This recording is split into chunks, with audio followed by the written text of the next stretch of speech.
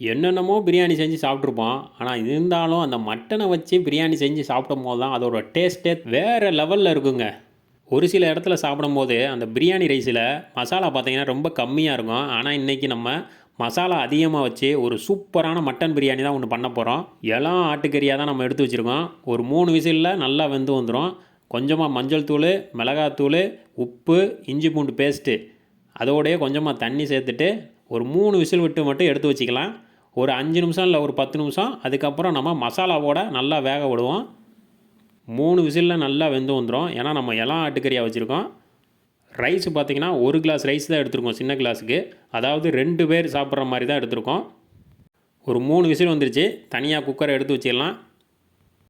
இப்போ ஒரு பாத்திரத்தில் எண்ணெய் சேர்த்துட்டு பட்டை, கிராம்பு, ஏலக்காய், ஸ்டார் அனீஸ், அப்புறம் நம்ம பிரியாணியில் இதெல்லாம் சேர்த்து நல்லா பொரிஞ்சு வரணும். பொரிஞ்சு வந்த உடனே நம்ம பச்சை மிளகாய், வெங்காயம் சேர்த்து எப்பயும் போல் நம்ம கோல்டன் ப்ரௌன் கலருக்கு நல்லா வதக்கிக்கிறணும்.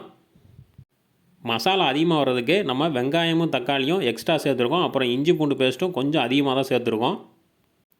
அது கூடயே ஒரு 10 முந்திரி எடுத்துருக்கோம். அதையும் சேர்த்துட்டு நல்லா கலந்து விட்ருவோம்.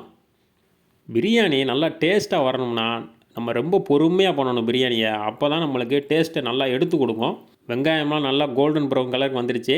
இப்போ கொத்தமல்லியும் சேர்த்துட்டு அப்படியே நல்லா ஆயில்லையே நல்லா வதக்கி விடுவோம்.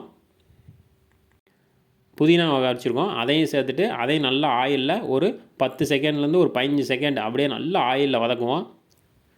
இந்த டயத்தில் நம்ம மிளகாய் பொடி சேர்த்துக்கலாம். மிளகாய் பொடியை ஆயிலே டைரெக்டாக சேர்க்கும் போது நம்மளுக்கு வந்து நல்லா பிரியாணி கலர் எடுத்து கொடுக்கும். அதனால தான் நம்ம இந்த டயத்தில் நம்ம மிளகாய் பொடி சேர்த்தாச்சு. இப்போ இஞ்சி பூண்டு பேஸ்ட்டை சேர்த்துட்டு நல்லா வதக்கணுங்க. ஒரு 3லேருந்து ஒரு 4 நிமிஷம் நல்லா வதக்கிடலாம். அதுக்குள்ளே நம்ம மட்டன் எப்படி வெந்து வந்திருக்குன்னா அதை போய் பார்த்துட்டு வரலாம். கரெக்டாக பார்த்தீங்கன்னா ஒரு 3 விசில் வச்சு தான் எடுத்துருக்கோம். நல்லா வெந்து வந்திருக்கும் பாருங்கள். எவ்வளோ சாஃப்டாக இருக்குன்னு மட்டும் பாருங்கள். நான் எடுத்து கறி எந்த அளவுக்கு வெந்திருக்குங்கிறத காட்டுறேன். அவ்வளோதான், சூப்பராக வெந்து வந்திருக்கு. மசாலாவோடு சேர்த்து ஒரு 10 நிமிஷம் நல்லா வேக விட்டு எடுத்தோம்னா சும்மா பஞ்சு போல் வரும். இஞ்சி பூண்டு பேஸ்ட்டை நல்லா வதக்கினதுக்கப்புறம் தக்காளி, உப்பு, அப்புறம் தயிர். தக்காளியை நம்ம எக்ஸ்ட்ரா தான் சேர்த்துருக்கோம். ஏன்னா நம்ம மசாலா வந்து அதிகமாக வச்சு சாப்பிட்றதுனால நம்ம தக்காளியும் கொஞ்சமாக தயிரையும் கொஞ்சம் எக்ஸ்ட்ராவே சேர்க்குறோம். நல்லா பார்த்தீங்கன்னா தக்காளி நல்லா மசிஞ்சு வரணும். அந்தளவுக்கு நல்லா வதக்கணும். பிரியாணியில் மசாலா அதிகமாக வச்சு சாப்பிடும்போது அதோட டேஸ்ட்டே பார்த்தீங்கன்னா வேறு லெவலில் இருக்குங்க. இப்போ தக்காளி நல்லா மசிஞ்சு வந்துருச்சு. பார்த்தாலே தெரியும் எப்படி இருக்கும் பாருங்கள். சூப்பராக ரெடி ஆகிடுச்சு. இப்போ நம்ம தண்ணி சேர்த்துக்கலாம். மட்டன் வேக வச்ச தண்ணி 1க்கு 2 சேர்க்குறோம். கூட ஒரு அரை கிளாஸ் மட்டும் சேர்த்துக்கலாம். அந்த மசாலாவையும் கறியும் சேர்த்து ஒரு 10 நிமிஷத்துக்கு சிம்லேயே வச்சு நம்ம வேக வைக்க போகிறோம். கறி இன்னும் நல்லா பஞ்சு போல் நல்லா வெந்து வரும். அதுக்கு தான் மசாலா வந்து நல்லா கொதித்து வந்துடுச்சு. அப்படியே ஒரு 10 நிமிஷத்துக்கு கறியை சேர்த்துட்டு அப்படியே சிம்மில் வச்சு அப்படியே விட்டுருவோம். அதுக்கப்புறம் நம்ம அரிசி சேர்த்துக்கலாம். நல்லா கலந்து விட்டுட்டு தட்டு போட்டு மூடிடலாம். ஒரு 10 நிமிஷம் கழித்து நம்ம திறந்து பார்க்கலாம்.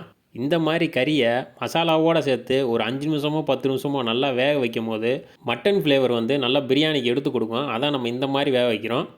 ஒரு 10 நிமிஷமாக மசாலா ரெடி ஆகிட்டுருக்கு. இப்போ வந்து நம்ம அரிசியை சேர்த்துக்கலாம்.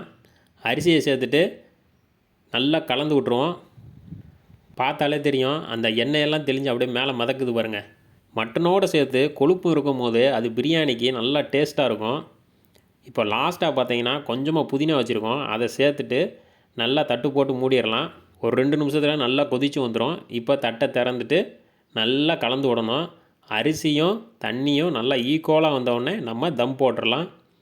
இப்போ ரெண்டுமே ஈக்குவலாக வந்துடுச்சு, பார்த்தாலே தெரியும். இப்போ தட்டு போட்டு மூடி ஒரு 8 நிமிஷத்துக்கு அப்படியே சிம்லேயே வச்சு அப்படியே விட்டுருவோம். ஒரு 8 நிமிஷம் கழித்து நம்ம திறந்து பார்க்கலாம். இப்போ நம்ம திறந்து பார்க்கலாம். 8 நிமிஷம் ஆயிடுச்சு. இப்போ பாருங்கள் எப்படி இருக்குன்னு. அரிசியெல்லாம் பாருங்கள் எப்படி சூப்பராக அப்படியே நட்டுக்குத்தான் நிற்கிது பாருங்கள். இந்த மாதிரி நின்றாலே அரிசியெல்லாம் சூப்பராக வெந்து வந்திருக்குன்னு அர்த்தம்.